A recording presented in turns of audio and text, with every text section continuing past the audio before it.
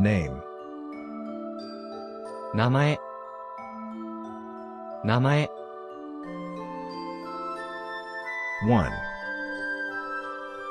一つ、一つ、 Phone. 電話、電話、 School. 学校、学校、 3. 三、三、 Time. 時間、時間、 To take out.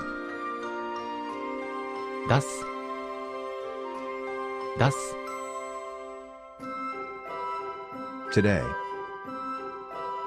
今日、今日、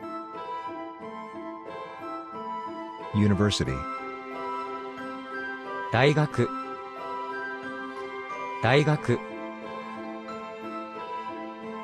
Country. 国、国。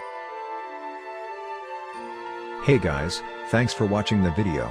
Tell me your favorite word you learned today in the comments section below. Don't forget to like and subscribe, helps a lot.